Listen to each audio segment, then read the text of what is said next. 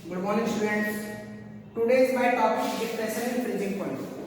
हम डिस्कस कर रहे थे कॉलिगेटिव प्रॉपर्टीज। उसमें हमने टू प्रॉपर्टीज डिस्कस कर ली थी। एक तो lowering relative vapour pressure, second हमने क्या की थी उसमें एलिवेशन इन बॉइलिंग पॉइंट। आज हम थर्ड करेंगे डिप्रेशन इन फ्रीजिंग पॉइंट। देखो, अगर आपने एलिवेशन इन बॉइलिंग पॉइंट को अच्छे से पढ़ा है तो डिप्रेशन इन फ्रीजिंग पॉइंट आपको आता है। बस आपको चेंज क्या करना होता है, टीबी की जगह टीएफ करना होता है। बस इतना आपको ध्यान में रखना है। फिर भी हम इसको आगे करते हैं, देखिए समझे फ्रीजिंग पॉइंट क्या होता है। ये मान लीजिए आपकी सॉलिड है और ये आपकी लिक्विड फील्ड है। आपके पास दो स्टेट है, सॉलिड और लिक्विड, एक ही मेटेरियल की। मैं मान लेता हूं आपके पास H2O है, वो किस फेज में, सॉलिड फेज में भी है और लिक्विड फेज में भी है। तो इन्होंने क्या कहा कि टेम्परेचर जो होता है वह टेम्परेचर यानी दिस टेम्परेचर जिस पर क्या होता है, सॉलिड का वेपर प्रेशर और लिक्विड का वेपर प्रेशर क्या हो जाए, एक दूसरे के इक्वल हो जाए या सेम हो जाए, उस टेम्परेचर को हम क्या कहते हैं, फ्रीजिंग पॉइंट बोलते हैं। फ्रीजिंग पॉइंट कौन सा होगा कि दो temperature in which the liquid vapour pressure is equal to solid vapour pressure. जहां पे सॉलिड का वेपर प्रेशर लिक्विड के वेपर प्रेशर से इक्वल हो जाता है, उस टेम्परेचर को हमने क्या कहा है, फ्रीजिंग पॉइंट का है। पहला पॉइंट हो गया, आपने क्या डिस्कस कर लिया, फ्रीजिंग पॉइंट क्या होता है। फिर आपने क्या किया कि आपको पता है, आप देखिए सॉल्यूट प्लस सॉल्वेंट, उससे मिलकर क्या बनता है, सॉल्यूशन। आपने यहां पे सॉल्यूट कैसा लिया, नॉन वोलेटाइल लिया। नॉन वोलेटाइल आपने सॉल्यूट लिया। अब आप देखो, जैसे आप नॉन वोलेटाइल सॉल्यूट को ऐड करोगे तो सॉल्यूशन के अंदर जो सॉल्यूशन बनेगा वहां पे वेपर प्रेशर क्या हो जाएगा, कम हो जाएगा। क्यों? क्योंकि नॉन वोलेटाइल क्या करेंगे, वेपर को कम मात्रा में प्रोड्यूस करेंगे और वेपर कम बनेंगे तो उसका प्रेशर भी क्या होगा, कम होगा। तो मैं कह सकता हूं यहाँ पे सॉल्वेंट का जो वेपर प्रेशर होता है वो क्या होता है, अधिक होता है। किससे? सॉल्यूशन के वेपर प्रेशर से। तो देखिए, इन्होंने कहा कि यहाँ पे जब नॉन वोलेटाइल सॉल्यूट मिलाया तो इन्होंने कहा जो उसका फ्रीजिंग पॉइंट होता है किसका, सॉल्यूशन का, वो हमेशा लोअर होता है। किससे? सॉल्वेंट के फ्रीजिंग पॉइंट से। क्या होगा, सॉल्यूशन का जो फ्रीजिंग पॉइंट होता है वो हमेशा किससे कम होता है, सॉल्वेंट के फ्रीजिंग पॉइंट से। तो देखो, इस चीज को मैंने डिफरेंस किया डेल्टा टीएफ से। डिप्रेशन इन फ्रीजिंग पॉइंट को किससे लिखा मैंने, डेल्टा टीएफ से डिनोट किया। ठीक है। अब हमें पता है कि सॉल्वेंट का फ्रीजिंग पॉइंट क्या होता है, ज्यादा होता है। किससे? सॉल्यूशन से। तो यहां मैं लिख देता हूं TF नॉट, इसको, ये फ्रीजिंग पॉइंट है किसका, सॉल्वेंट का, माइनस TF, ये क्या हो जाएगा, फ्रीजिंग पॉइंट हो जाएगा किसका, सॉल्यूशन का। ये जो इसके बीच में डिफरेंस आएगा सॉल्वेंट और सॉल्यूशन के फ्रीजिंग पॉइंट में, उसी को हम क्या बोलेंगे, डिप्रेशन फ्रीजिंग पॉइंट। देखो आगे,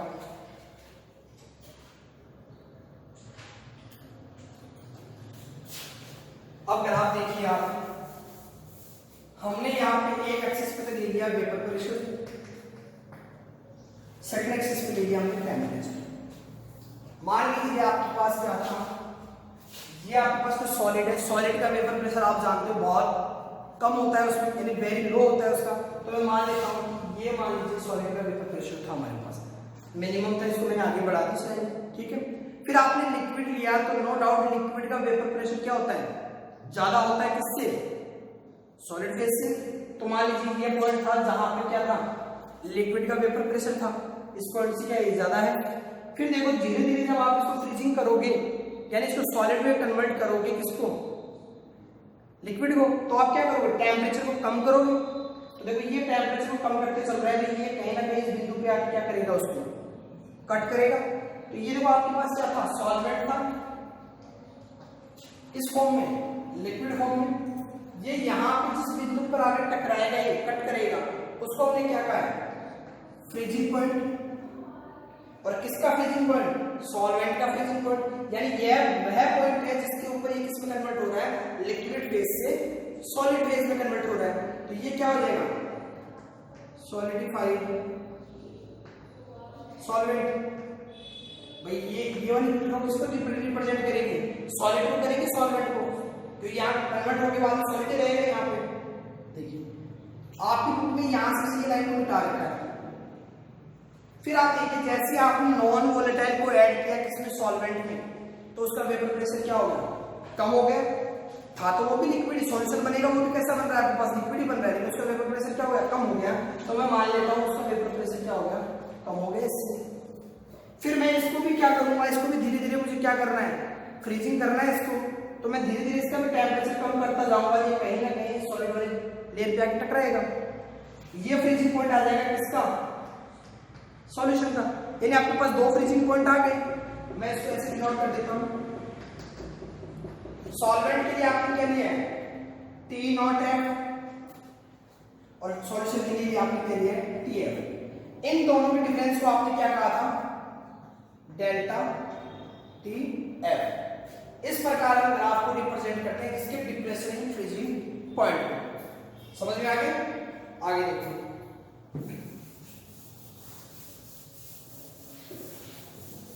फिर हम बात करते हैं जो डेल्टा TF होता है, वहां पे जब हमने एलिवेशन बॉइलिंग पॉइंट में बात की तो डेल्टा टी पे किसके बिल्कुल समानुपाती है, प्रोपोर्शनल आता डेल्टा पी के। फिर डेल्टा पी को आपने क्या किया था, समानुपाती किया था मोल फ्रैक्शन के। फिर मोल फ्रैक्शन को आपने कैलकुलेट करके लास्ट में एक रिलेशन निकाला था, क्या डेल्टा टी पी आया था आपके केबीएम के। तो मैं यहाँ पे डायरेक्ट लिख रहा हूँ, वो आपको सॉल्यूशन नहीं बता रहा कि मैं पिछली क्लास में आपको डिस्कस कर चुका हूँ। यहाँ पे लिखता हूँ डेल्टा टी एफ किसके आ जाएगा, के एफ इंटू एम, डायरेक्ट लिख रहा हूँ। जहां पे टीबी था वहां पे मैंने क्या कर दिया, केबी की जगह में केएफ कर दिया और टीबी की जगह क्या कर दिया, टीएफ कर दिया। ये समीकरण हम जानते हैं क्योंकि ये क्या कहता है कि डिप्रेशर की फ्रीजिंग पॉइंट जो होता है वो डायरेक्टली प्रोपोर्शनल होता है किसके, मोलैलिटी के। हम जानते हैं मोलैलिटी क्या होती है, number of moles of solute. Solute के मोल्स क्या होंगे, WB upon MB, number of moles आ गए सॉल्यूट के, अपॉन मोलैलिटी में क्या होता है, अपॉन क्या आता है, सॉल्वेंट का वेट आता है किसमें, किलोग्राम में। तो सॉल्वेंट का वेट कितना होगा, WA, किलोग्राम में, ग्राम में है, इसको अगर किलोग्राम में कन्वर्ट करेंगे तो क्या आ जाएगा, 1000। अब देखिए मैं इस वैल्यू को यहां पुट करता हूं, delta TF KF WB MB into 1000 upon WA, ये निकाल लो। अब देखिए मुझे यहाँ से हमने किसी में फॉर्मूला निकाला था सॉल्यूट का मोलर मास निकालने का फॉर्मूला। यहाँ पे हम क्या करेंगे, MB निकालेंगे। जैसे हम MB निकालेंगे तो देखिए KF ये इधर आएगी, ये उधर चली जाएगी नीचे, क्या आ जाएगा, डेल्टा TF। डेल्टा किसको रिप्रेजेंट करता है, चेंज को रिप्रेजेंट करता है, ठीक है। फिर यहाँ क्या आ जाएगा आपके पास, WB अपॉन WA इंटू 1000। इस रिलेशन से आप क्या कैलकुलेट कर सकते हो, molar mass of solid calculate कर सकते हो। फिर आपने वहां पे देखा था कि वार्नटाम जो साइंटिस्ट थे आपके पास, उन्होंने क्या किया था, मोलर एंथैल्पी ऑफ सॉल्वेंट के बीच में क्या किया था, रिलेशन दिया था K के साथ में। यहाँ भी हम क्या करेंगे, वही रिलेशन यहाँ पे नोट करेंगे, वार्नटाम ने दिया K अब क्या आ जाएगा, वहां पे था MB क्या था हमारे पास, molar mass of solvent, R universal gas constant. वहां पे हमने लिखा था TB का स्क्वायर, यहाँ पे लिख देंगे TF स्क्वायर। तो TF क्या है यहाँ पे, freezing point of solution, upon यहाँ हमने लिया था डेल्टा H वेपर इनटू 1000। ये रिलेशन किसने डिनोट किया था, हमें वार्नटाम ने किया था किसके बीच में, KF के बीच में, डेल्टा H वेपर के बीच में। तो ये क्या है, मोलर वेपराइजेशन एंथैल्पी है किसकी, सॉल्वेंट की, और ये किससे संपर्क था, KF से। और KF हमारे पास क्या है, डिप्रेशन, ये डिप्रेशन फ्रीजिंग पॉइंट कांस्टेंट है हमारे पास, क्या है, कांस्टेंट है। ये यहां से हम ये कैलकुलेट कर लेते हैं। अब आपके न्यूमेरिकल कहां से आते थे, यहां से, इसके लिए हम एक क्वेश्चन करते हैं। ये था आपके डिप्रेशन इन फ्रीजिंग पॉइंट, क्या था, डिप्रेशन इन फ्रीजिंग पॉइंट। अब देखिए क्वेश्चन क्या है, क्वेश्चन आपके 25.6 ग्राम सल्फर लिया है आपने, ठीक है। उसको आपने क्या किया, 1000 ग्राम नेपथलीन में क्या कर दिया, घोटाया, डिसॉल्व किया है किसमें, नेपथलीन में। जैसे ही आपने 25.6 ग्राम सल्फर को 1000 ग्राम नेपथलीन में डिसॉल्व किया तो उसका जो डेल्टा TF का मतलब डिप्रेशन इन फ्रीजिंग जो पॉइंट आया उसकी वैल्यू क्या है आपके पास, 0.68 केल्विन। फिर इन्होंने कहा कि इसके लिए जो KF का जो मान होता है वो होता है 6.8 केल्विन किलोग्राम मोल इनवर्स। तो आपको कैलकुलेट क्या करना है, calculate the molar mass of solute. ये आपको क्या करना है, कैलकुलेट करना है। फॉर्मूला आपके पास गिवन, आपने लिखा Fe, आपने लिखा KF की वैल्यू कितनी दे रखी है 6.8, आपने लिख दिया 6.8। डेल्टा KF की वैल्यू कितनी है आपके पास 0.68 केल्विन, तो कितना आ गया 0.68 केल्विन इनटू यहाँ पे W भी क्या है आपके पास सॉल्यूट का गिवन वेट। अब आपको यहाँ डिस्क्राइब कैसे, देखो अगर आपको ऐसे दे दिए तो आपको पता ना चले सॉल्यूट क्या सॉल्वेंट क्या है। तो मैंने कहा था लेसर क्वांटिटी में क्या होता है सॉल्यूट होता है। अब आप देख सकते हो 25.6 25.6 क्या लेसर क्वांटिटी है, तो ये हमारे पास क्या हो गया सॉल्यूट हो गया सल्फर, तो इसका कितना आ जाएगा 25.6 ग्राम। फिर आपके पास W क्या है गिवन वेट है किसका सॉल्वेंट का, सॉल्वेंट हमारे पास क्या है 1000 ग्राम गिवन वेट है, तो हमने क्या लिख दिया 1000 ग्राम इनटू 1000 से आपने 1000 को कैंसिल कर लिया, इस पॉइंट को हटाता हूं तो ऊपर क्या आ जाएगा 100, इस पॉइंट को हटाऊंगा तो नीचे क्या आ जाएगा 10। अभी 68 से 68 कट जाएगा, 10 से 0 कैंसिल हो जाएगी, यहाँ बचा 10 और यहाँ पे कुछ नहीं बचा, तो आपके पास क्या आ गया 2560। अब ये एक के बाद में पॉइंट था तो आपने क्या कर दिया एक के बाद पॉइंट लगा दिया। ये आपके पास ग्राम आ गया किसका, वेट आ गया किसका, मोलर मास आ गया आपके पास सॉलिड का। लेकिन आप आगे देखिए इसमें मान लीजिए आपको पता है सल्फर का एक का कितना होता है 32, मैं मान लेता हूं x into 32 is equal to कितने हैं 256 ग्राम टोटल आया आपके पास ये तो मोलर मास। तो देखिए यहाँ पे अगर मैं x निकालूंगा तो कितना आ जाएगा 256/32। अब आप उसको कट कर देना तो कितना आएगा 8, यानी x की वैल्यू कितनी आ गई 8। तो यहाँ पे आप बता सकते हो सल्फर की कितनी एटम परसेंट है x, ये आपके पास क्या आ गया फॉर्मूला आ गया। तो आप यहाँ पे ये भी बता सकते हो उसको कितने एटम परसेंट है, कैसे निकाला टोटल आपके पास दे रखा था मोलर मास, उसमें से आपने x ये था आपका डिप्रेशन इन फ्रीजिंग पॉइंट। अब हम नेक्स्ट प्रॉपर्टीज की तरफ बढ़ते हैं डिफ्यूजन। उससे पहले क्या पढ़ेंगे डिफ्यूजन।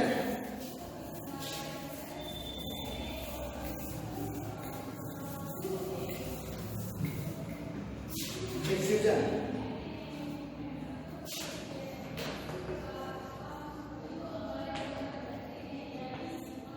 देखो डिफ्यूजन क्या होता है, high concentration region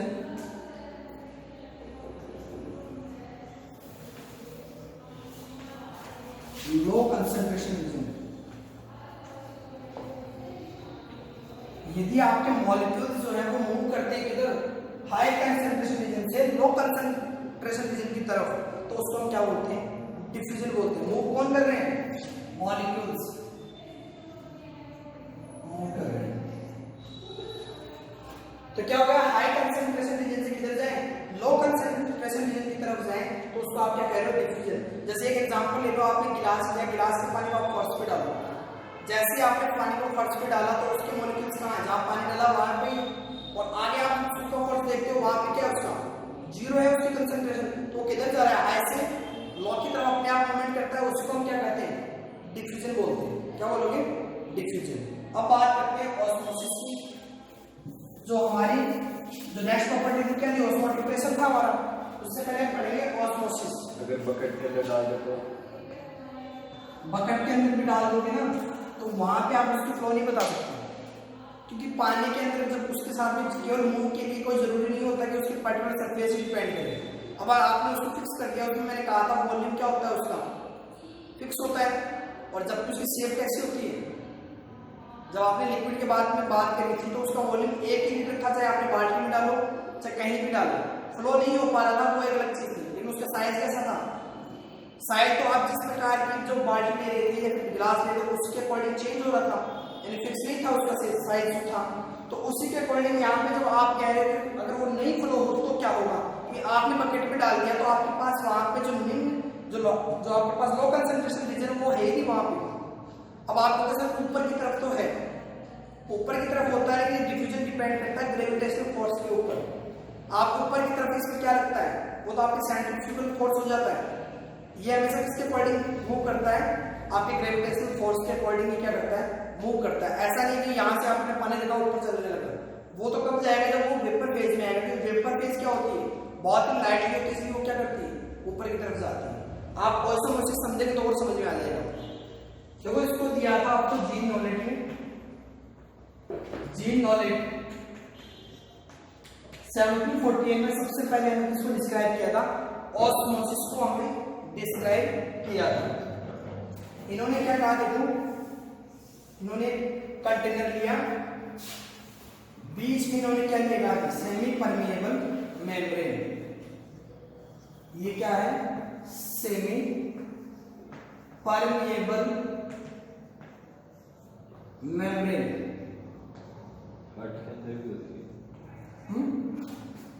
semi permeable membrane. यहां पे इन्होंने लिया सॉल्वेंट प्योर, जिसको ए से नोट किया, यहां ले लिया इन्होंने सॉल्यूशन। ठीक है, यहाँ पे A+B सॉल्यूशन ले लिया। देखो सेमी परमिएबल मेम्ब्रेन क्या होती है, इन्होंने कहा ये एक ऐसी मेम्ब्रेन होती है जिसमें क्या होते हैं, छोटे छोटे पोर्स होते हैं, छिद्र होते हैं। इन्होंने कहा था, इन्होंने देखा कि यहाँ से जो सॉल्वेंट, वो सॉल्वेंट मूव करके किधर जा रहे थे, सॉल्यूशन की तरफ जा रहे थे। तो इन्होंने कहा कि जो सॉलिड और सॉल्वेंट जो होते हैं, उसमें सॉलिड का जो साइज होता है, साइज वो बड़ा होता है सॉल्वेंट की तुलना में। सॉल्वेंट का साइज क्या होता है, छोटा होता है। क्योंकि यहाँ पे साइज छोटा होने के कारण ये क्या हुआ, सॉल्वेंट इस छिद्र के अंदर से क्या हो गए, सॉल्वेंट किधर आने लगे, सॉल्यूशन की तरफ आने लगे। क्योंकि इनका साइज क्या था, छोटा था, जबकि सॉल्यूट का साइज क्या था, बड़ा था। तो कोई आसानी से क्या नहीं हो पाए, अर्थ पार नहीं, सेमी परमिएबल मेम्ब्रेन को पार नहीं कर पाए वो। फिर इन्होंने क्या कहा, देखो यहाँ पे low concentration solution, high concentration solution. इन्होंने कहा कि यहाँ पे सॉल्वेंट जो होते हैं वो जो मूव करते हैं वो किसके थ्रू करते हैं, सेमी परमिएबल मेम्ब्रेन के थ्रू करते हैं। कौन से रीजन में, लो कंसंट्रेशन सॉल्यूशन से हाई कंसंट्रेशन सॉल्यूशन की तरफ क्या करते हैं, वो मूव करते हैं। जबकि आपका वेस्टर्न क्या था, डिफ्यूजन क्या था, इसके जस्ट उल्टा था। यहाँ पे सॉल्यूशन कैसा हो जाएगा, लो कंसंट्रेशन से किधर जा रहे हैं, हाई कंसंट्रेशन सॉल्यूशन की तरफ जा रहे हैं, लेकिन किसके थ्रू, सेमी परमिएबल मेम्ब्रेन के थ्रू जा रहे हैं। इसी को उन्होंने क्या कहा था, ऑस्मोसिस कहा था। देखो इसकी एक डेफिनेशन और आती है, अगर आप बात करो एक प्योर मात्रा में आपके पास सॉल्वेंट बच जाएंगे, तो मैं कहती हूँ यहाँ पे सॉल्वेंट की कंसंट्रेशन कैसी है, हाई कंसंट्रेशन है किसकी, सॉल्वेंट की। जबकि मैं अगर बात करूँ सॉल्यूशन की, तो सॉल्यूशन में सॉल्वेंट की कंसंट्रेशन क्या है, इसके कंपैरिजन में लो है। क्योंकि यहाँ पे जैसे मान लो आपने एक गिलास लिया, इक्वल मात्रा में आपने भर रखे हैं, एक में केवल पानी है और एक में आपने ले लिया नमक और पानी, तो कहीं ना कहीं वो पानी की मात्रा कमी है, उसमें बराबर क्वांटिटी, तो उसमें कहीं ना कहीं थोड़ी मात्रा कमी होगी। तो इसका मतलब यहाँ पे क्या होती है, लो कंसंट्रेशन होती है किसकी, सॉल्वेंट की। तो देखो अब ये सेम लगेगी आपको, high concentration to low concentration जा रहे हैं सॉल्वेंट के मॉलिक्यूल, तो आप लोगों सर उसमें डिफ्यूजन में भी ऐसा ही था। ये बात होती है सॉल्वेंट के केस में। अगर आपको प्रश्न में दे दिया जाए कि आपके पास दो सॉल्वेंट मौजूद हैं, एक की कंसंट्रेशन हाई है और एक की कंसंट्रेशन लो है, आप ऑस्मोसिस बताइए किधर को मूव करेंगे, तो आप क्या बताओगे, हाई कंसंट्रेशन सॉल्वेंट से लो कंसंट्रेशन सॉल्वेंट की तरफ मूव करेंगे। जबकि यहां किसकी बात कर रहे हैं, तो सॉल्यूशन की, लो कंसंट्रेशन सॉल्यूशन से हाई कंसंट्रेशन सॉल्यूशन की तरफ जाते हैं, किसके थ्रू, सेमी परमिएबल मेम्ब्रेन के थ्रू। ये था आपका ऑस्मोसिस। आपकी बुक में दे रखी ये डेफिनेशन आपको, तो आपको कंफ्यूजन नहीं होना है, यदि केवल सॉल्वेंट दे दे तो उल्टा हो जाएगा जस्ट। ठीक है, ये था हमारा ऑस्मोसिस। और आपको बता देता हूं सेमी परमिएबल मेम्ब्रेन कौन कौन सी होती है। एक तो होती है आपके एनिमल ब्रीडर, एनिमल ब्रीडर। अगर आपने बायोलॉजी में पढ़ा हो, गाल ब्लैडर वगैरह पढ़े हैं आपने, पढ़े गाल ब्लैडर क्या होते हैं, गाल ब्लैडर उसको आप बोलते हैं पिता से, वहां पे दो आपके पाई जाती है, ग्लैंड पाई जाती है, पैंक्रियाज ग्लैंड वगैरह पाई जाती थी वहां पे, तो वहां पे से उनमें से हार्मोन निकलती थी, तो वो वहीं पे उसको हम कहते हैं एनिमल ब्लैडर। पाई जाएंगी वो किस तरह बिहेव करती है, सेमी परमेबल मेम्ब्रेन की तरह बिहेव करती है। वो क्या करती है, केवल सॉल्वेंट के मॉलिक्यूल को क्या करती है, अपने अंदर से जाने देती है, सॉलिड के मॉलिक्यूल को नहीं जाने देती। दूसरा आता है आपके पार्चमेंट पेपर, किसको जाने देते हैं सर?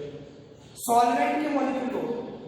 देखो जहां ऑस्मोसिस की बात आ जाए वहां पर केवल क्या होता है, सॉल्वेंट के मॉलिक्यूल ही क्या कर पाते हैं, मूव कर पाते हैं, क्योंकि उनकी साइज कैसी होती है, छोटी होती है, जो कि वो छिद्र में से आसानी से निकल जाते हैं।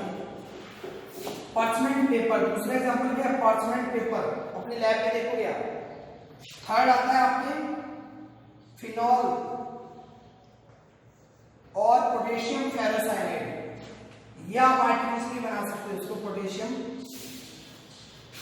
फेरोसाइनाइड। ये सभी कैसे रिएक्ट करती हैं, सेमी परमेएबल मेम्ब्रेन की तरह रिएक्ट करती है। तीन एग्जांपल दे दिए मैंने आपको सेमी परमेएबल मेम्ब्रेन के। सेमी परमेएबल मेम्ब्रेन होती क्या है, इसमें छोटे छोटे पोर्स होते हैं जो कि क्या करते हैं, सॉल्वेंट के मॉलिक्यूल्स को मूव करने की इजाजत परमिट देते हैं, या क्या करते हैं, केवल सॉल्वेंट को क्या करते हैं, परमिट करते हैं, मतलब उसी को क्या करते हैं, केवल इजाजत देते हैं जाने की। ये समझ लो कोई दरवाजा है, उसमें जो सॉल्वेंट है, सॉल्वेंट है, ये कहेगा कि सॉल्वेंट तो बाहर हो जाए, केवल सॉल्वेंट आ सकता है, ये किसको परमिट देता है, केवल सॉल्वेंट। ये था हमारा सेमी परमेएबल मेम्ब्रेन। आपने पढ़ लिया ऑस्मोसिस क्या होता है। अब इसी के बेस के ऊपर हमारी अगली क्वांटिटी पढ़ेंगे हम क्या, ऑस्मोटिक प्रेशर। ऑस्मोटिक प्रेशर क्या होता है वो हम करेंगे नेक्स्ट क्लास में डिस्कस। उससे पहले मैं आपको एक चीज और बता देता हूं,